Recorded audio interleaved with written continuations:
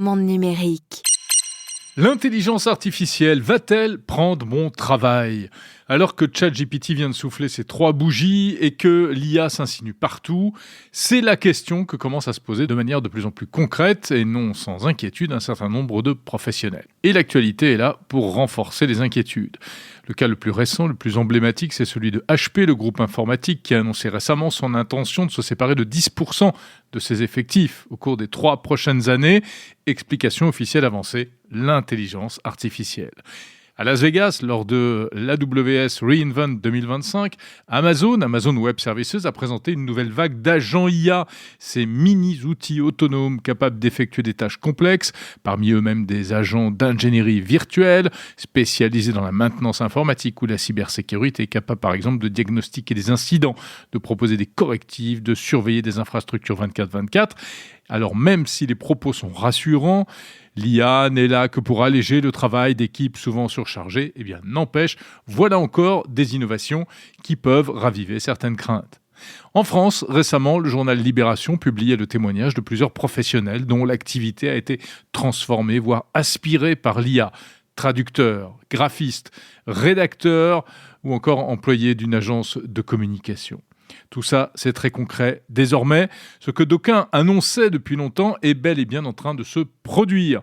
Et surtout, ça arrive à toute vitesse, sans doute bien plus vite que prévu. La question est donc pour beaucoup, serais-je un jour concerné ? Mon job va-t-il disparaître à cause de l'IA ?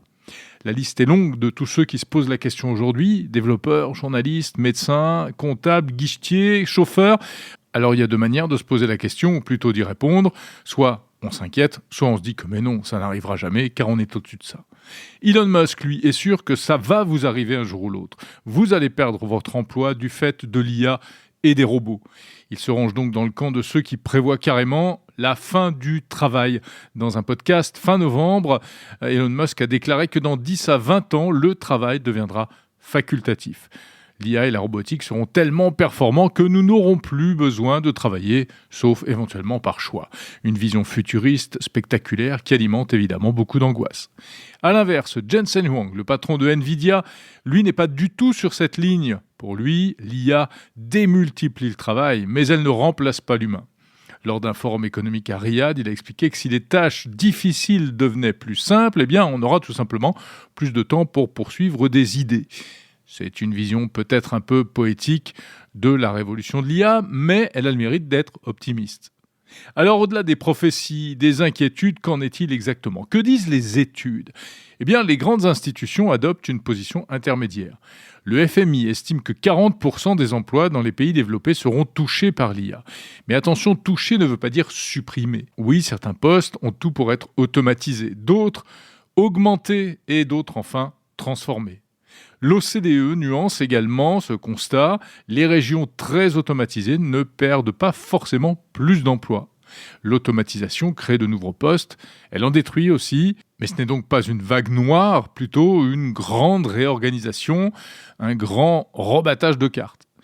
Le débat est encore loin d'être tranché entre les annonces technologiques, les licenciements qu'on met sur le dos de l'IA, pas toujours à juste titre d'ailleurs, et les grandes visions des gourous de la tech. Donc, une chose est sûre, nous entrons dans une phase de turbulence où le travail va profondément changer, mais certainement pas disparaître avant un bon bout de temps. L'IA, de plus en plus, peut remplacer de nombreuses tâches dans de nombreux métiers, voire éventuellement supprimer carrément des métiers monotâches facilement automatisables, reléguant l'humain au rôle non moins dévalorisant finalement de résolveur de problèmes. Lorsque ça coince à un endroit ou à un autre, eh bien là, on a besoin d'un humain pour remettre sur les rails un processus automatique assuré par des IA. Alors allons-nous tous devenir des vérificateurs d'IA, des contrôleurs d'IA ? Est-ce que ce sera vraiment moins bien ou au contraire beaucoup mieux qu'aujourd'hui ? Est-ce que cela voudra dire moins d'humains pour effectuer les mêmes types de tâches ?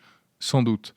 Reste à savoir comment, collectivement, accompagner cette transformation pour faire de l'IA un levier plutôt qu'une menace. Alors, par la formation, certainement, et par la prise de conscience à la fois collective et individuelle, sans aucun doute. La prise de conscience des forces et des limites de chacun face à ce bulldozer de l'intelligence artificielle dont personne ne peut encore prédire avec certitude l'impact réel.